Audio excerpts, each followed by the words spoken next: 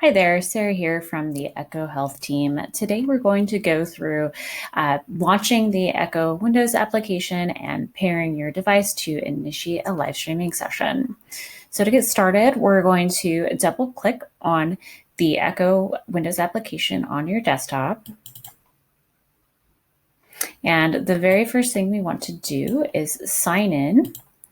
And we'll want to use the user ID and password that has been assigned to our site, or if you're an individual clinician, you'll want to sign in with the email and password that you use to create your Echo account. Once you have your username and password entered, you'll select sign in. And today we're using an Echo second generation core, so I'm going to select the Echo devices button and turn on my Echo device. And now it appears here in the menu of devices to choose from. So I'm going to select my Echo Core. We're going to get connected. And now we're ready to get started. You can see the waveform coming across our screen. I'm going to tap, tap, tap. And it looks like we're ready to go. So to initiate a live streaming session, you're going to toggle this live stream button from off to on. And now you have options to distribute the live stream link if you need to the clinician at the distance site. So you can select email live stream link, enter their email.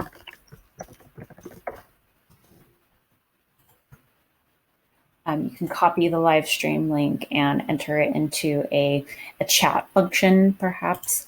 And one thing to keep in mind with the reset live stream link button on the lower right-hand corner is if you press that and your physician has the link already bookmarked on their end, then they'll need to get a new link. So just be sure to keep that in mind if you do press that button. Sometimes your providers will already have this link saved as a bookmark, or will have access to an institutional dashboard, so there may even be no need to distribute that link via email or copying and pasting it into a chat. One thing you want to keep in mind when you are running a live stream session is that you want to keep this volume button toggled all the way down. If you turn the volume up, you may find that you will get some feedback from your external speakers into the video session that you're running, and even through the device itself. So you just want to make sure you keep this toggled all the way down. Now, to end our live stream session, it's pretty straightforward. You toggle this button from on to off. You can even eject your device by pressing this triangular button down here. And in between patients, we recommend turning the device off. To end the session, you can also just simply toggle the on button to off on the device, and it'll end the live stream session. So it's pretty straightforward.